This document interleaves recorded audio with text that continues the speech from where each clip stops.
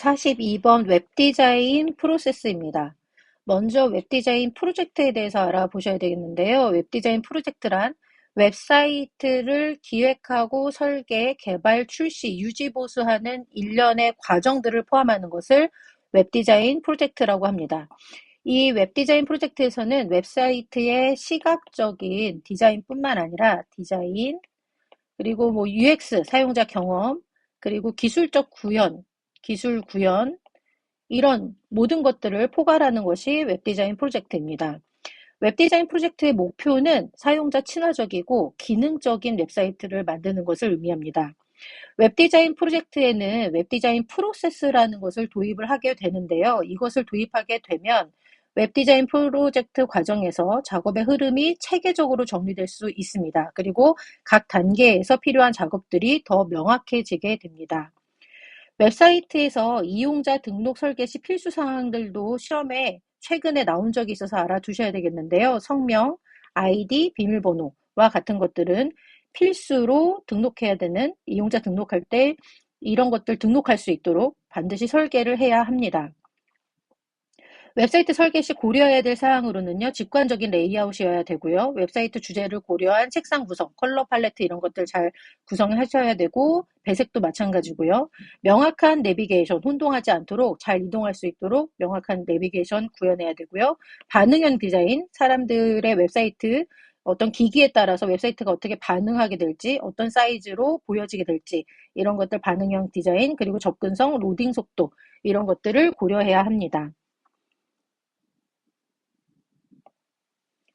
웹디자인 프로세스의 과정에 대해서 한번 살펴보도록 하겠는데요. 먼저 1단계는 프로젝트를 기획하는 단계입니다.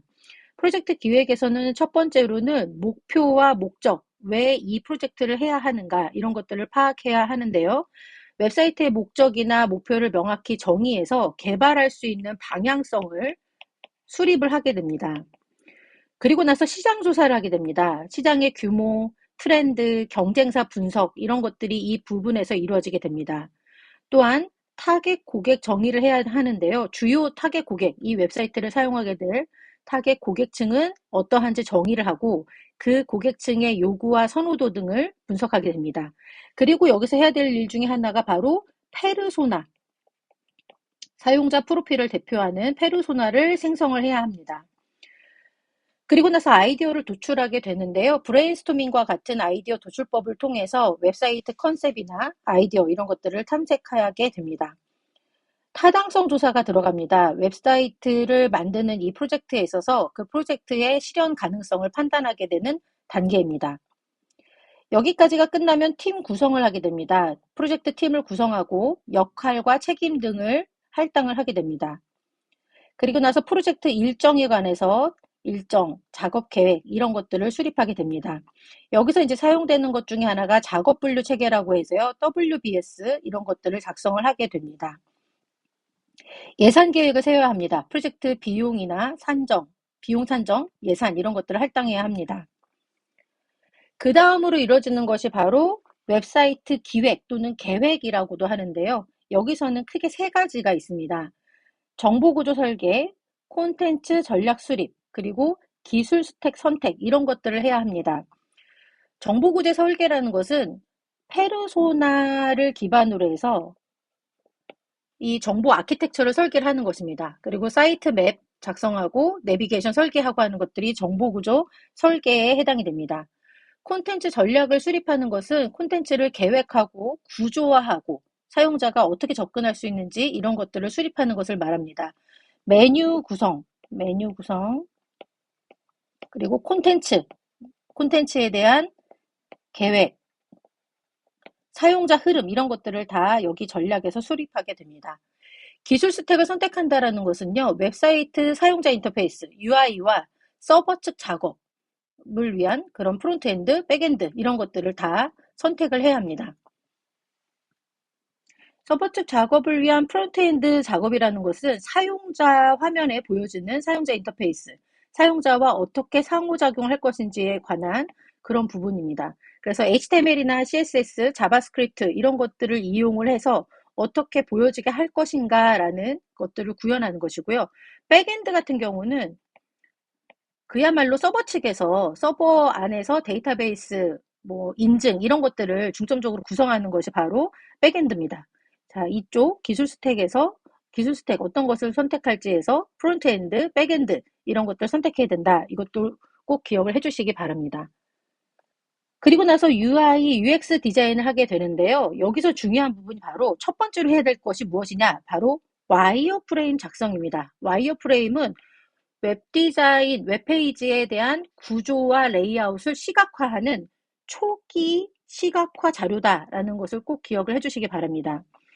와이어프레임 작성을 한 다음에 스토리보드 작성을 하게 되는데요. 스토리보드는 화면 전환이나 사용자 흐름 이런 것들을 상세히 표현해서 전체적인 사용자 경험까지도 표현해내는 것, 그런 것을 설계하는 것이 스토리보드 작성입니다.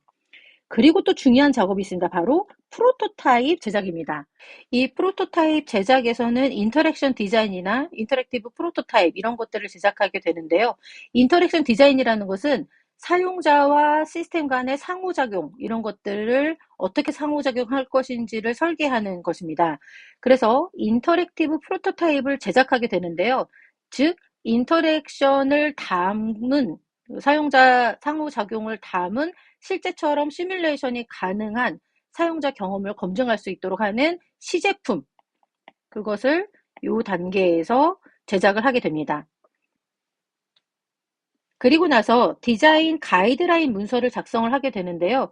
이 가이드라인이라는 것은 시각적 아이덴티티를 구축하고 유지할 수 있도록 해주는 핵심 도구입니다. 컬러 팔레트, 타이포그래피, 아이콘, 버튼 스타일 이런 것들 시각적인 요소를 포함해서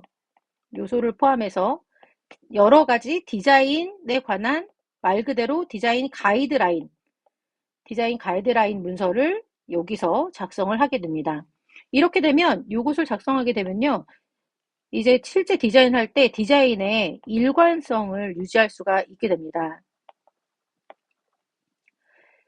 가이드라인 작성이 끝나면 UX, UI 디자인을 실제적으로 하게 됩니다. 사용자 경험, 사용자 인터페이스 디자인 원칙을 적용해서 화면 디자인을 실제적으로 완성을 해내게 됩니다. 자, 개발 분야 있는데요. 아까 기술 스택에 있어서 프론트엔드, 백엔드 어떻게 선택할 것인지 선택하는 계획 단계가 있었는데요.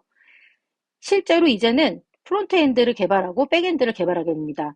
사용자가 웹사이트와 상호작용할 수 있도록 웹페이지의 구조들 이런 것들 실제 설계하게 되는데요.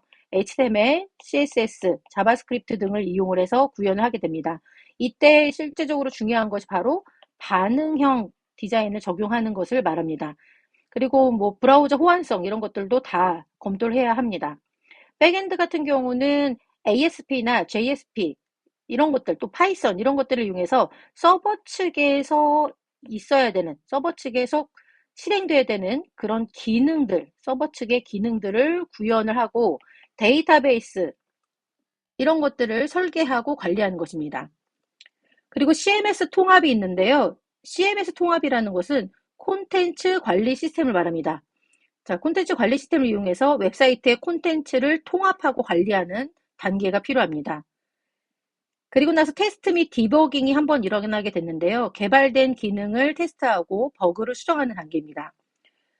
자, 여기까지 개발이 끝나면 이제 드디어 테스트 및 배포, 런칭하는 단계가 오게 됩니다. 런칭 단계에서는 실제적인 테스트 디버깅이 있는데요. 이때 이제 하게 되는 것이 사용성 테스트입니다. 정말 잘 돌아가는지 사용성 테스트가 반드시 일어나야 되고요. 출시 및 모니터링하고 마케팅 및 홍보를 하게 됩니다. 여기까지 끝나고 나서 마지막으로 이제 7단계로 유지 보수 및 업데이트 단계가 있습니다. 지속적인 유지 보수, 성능을 최적화하는 부분이 필요합니다. 웹사이트 속도, 성능 이런 것들 최적화 한번 더 하게 되고요. 그리고 피드백 및 개선, 피드백을 받아서 반영해서 업데이트를 진행하게 되고 백업 및 복구 작업, 정기적으로 데이터를 백업하고 필요시 복구를 수행하는 단계들이 포함됩니다. 문제 한번 보시도록 하시겠습니다. 174번입니다.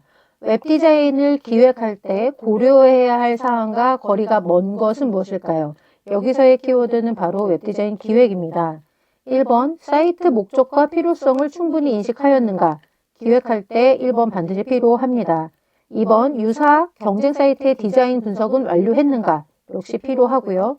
3번, 일련의 과정들에 대한 문서의 보관 및 데이터 백업은 완료하였는가? 문서의 보관과 데이터 백업은 기획할 때 과연 이때부터 백업이 일어날까요? 이것을 일단 킵을 해놓고요. 4번, 통일성 확보를 위한 컬러, 톤, 폰트, 레이아웃들의 원칙은 수립되었는가? 자, 4번까지 왔습니다. 여기서 아닌 것은 무엇일까요? 바로 3번이 아닌 것이 되겠습니다. 왜냐하면 3번, 문서 보관이나 데이터 백업은 유지 보수 단계에서 일어나야 되는 관리 업무입니다. 그래서 기획 단계와는 직접적인 관련이 없다라고 보시면 됩니다. 그래서 3번이 답이 되겠습니다. 175번입니다. 웹 디자인 프로세스에서 기획 단계에 설정될 일이 아닌 것은, 자, 역시 또 기획 단계와 관련된 일이 나왔는데요. 이 웹사이트 기획 단계에서 해야 되는 여러 가지 일들이 있는데요. 여기서 설정될 일이 아닌 것은 무엇일까요? 1번 메뉴 구성, 2번 아이콘 디자인, 3번 메인 색상 분위기, 4번 정보 구조 설계. 자, 웹 디자인 프로세스에서 기획 단계에서는 다른 말로는 웹사이트 계획이라고 하는데요. 정보 구조 설계, 콘텐츠에 대한 전략 수립을 한다고 말씀을 드렸고요. 그리고 기술 스택 선택을 하게 됩니다. 자, 이런 것과 관련이 없는 것은 무엇일까요? 바로 2번이 되겠습니다. 아이콘 디자인이라는 것은 실제 UX, UI 디자인 단계에서 이루어져야 할 일입니다. 따라서 1번, 3번, 4번은 맞고 2번이 틀렸습니다. 176번입니다. 웹디자인 과정에서 빈칸의 단계로 오른 것은 무엇일까요? 첫 번째는 기획을 하고 그 다음에는 설계를 한 후에 무엇이 들어간 다음에 이 웹디자인 사이트를 출시하고 유지보수를 하게 될까요? 바로 나오겠죠? 디자인 및 개발. 이 작업이 병행되거나 연속적으로 바로 설계 이후에 이어져야 합니다. 웹사이트 모니터링은 언제 일어나게 될까요? 이것은 유지보수 단계가 되겠고요. 콘셉트 정의, 어떤 컨셉으로 웹사이트 만들지 이것은 바로 기획 단계가 되겠습니다. 테스트 및 배포, 이것은 출시 직전에 이루어지게 되는 것이죠. 즉, 유지보수 이전 단계가 바로 테스트 및 배포가 되겠습니다. 177번입니다. 웹사이트의 이용자 등록, 회원 가입 시 필요하지 않는 내용은 무엇일까요?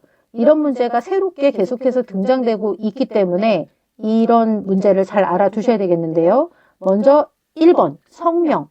웹사이트 회원 가입 시 반드시 사용자를 식별하기 위한 정보로서 반드시 필요합니다. 성명 필요하고요. 2번, 직업. 자, 웹사이트 회원 가입의 입장에서 사용자 입장이 되어 보셨을 때 회원 가입할 때 직업을 필수적으로 물어본 적이 있었을까요? 네, 아닙니다. 다른 입장에서 생각하면 웹 디자인 개발을 할 때 이 부분에 대해서 반드시 들어가야 되는 것으로 고려하지 않아도 된다라는 것입니다. 직업 정보는 필수 정보가 아니고요. 개인정보보호법에서도 최소 수집만 하게 되어 있어서 이거를 필수로 받는 것은 안 되도록 되어 있습니다. 물론 웹사이트에 따라서 직업 칸을 선택 정보로 넣을 수는 있겠지만 이것이 반드시 들어가야 되는 내용은 아닙니다. 아이디 반드시 필요하죠. 사용자 식별을 위해서 필요하고요. 아이디가 있으면 당연히 비밀번호 인증을 위해서 필요한 것이겠죠. 그래서 이런 1번, 3번, 4번 이런 것들은 웹디자인을 하고 개발을 할 때 반드시 구성해야 되는 내용이지만 2번 같은 내용은 반드시 들어가야 되는 내용은 아닙니다. 이용자 등록을 할 때 반드시 들어가야 되는 내용, 맞는 것과 아닌 것 따로 구분해서 알아두시면 좋겠습니다. 178번입니다. 웹사이트 제작 시에 사용자 로그인 환경을 제작할 때 고려해야 할 사항이 아닌 것은 무엇일까요? 라는 문제입니다. 1번, 서버는 인증 정보를 암호화하여 전송한다 라고 되어 있습니다. 인증 정보 암호화 전송은 기본적인 보안 요구 사항입니다. 요즘에 HTTP로 보셨을 때 웹사이트 주소 앞에 HTTP라고만 되어 있었는데 어느 순간부터 HTTPS로 바뀌었죠. 이게 바로 암호화, 시큐어 소켓 레이어라고 해서 암호화를 적용했다라는 의미를 하고 있습니다. 이렇듯이 서버는 인증 정보를 암호화해서 전송하는 것들을 해줘야 합니다. 2번, 사용자는 사용자 이름과 비밀번호를 입력하여 로그인을 한다. 네, 반드시 필요하죠. 3번, 보안을 강화하기 위해서 다층적인 인터페이스를 제공한다. 다층적으로 인터페이스를 제공하면은 더 복잡해집니다. 사용성이 오히려 저해되고 보안을 위해서도 별로 필요한 작업이 아닙니다. 따라서 3번이 틀렸고요. 4번, 서버는 입력된 인증정보를 데이터베이스에서 확인해서 유효성을 검사해야 합니다. 필수적인 보안 그런 절차라고 보시면 되겠습니다. 예를 들어서 사용자가 로그인 화면에서 아이디하고 패스워드를 입력을 하게 되면 그 내용이 서버 측으로 전송이 됩니다. 그럼 서버 측에서 이제 암호화된 상태로 전송이 되겠죠. 그러면 서버 측에 있는 데이터베이스에서 그 회원 정보를 검색해서 그 아이디와 패스워드가 맞는지를 검사를 하게 되는데요. 즉 DB에 저장된 값과 일치하는지 비교를 하게 되는데 그것이 바로 유효성 검사라고 보시면 되겠습니다. 유효성 검사가 통과되면 로그인에 성공을 하게 되는 것이겠죠. 179번 문제입니다. 웹사이트 개발 과정에 관한 대안 설명으로 틀린 것은 무엇일까요? 라는 문제인데요. 이 문제는 중요합니다. 왜냐하면 기존에 보셨던 그 교재에서 제시한 프로세스 단계 말고 새롭게 단계를 지금 4단계로 구성을 하고 있습니다. 4단계 보시면요. 콘텐츠 디자인 단계가 있고 웹사이트 디자인 단계가 있고 웹사이트 구축 단계가 있고 컨셉 정의 단계 이렇게 지금 구분해 놓고 있습니다.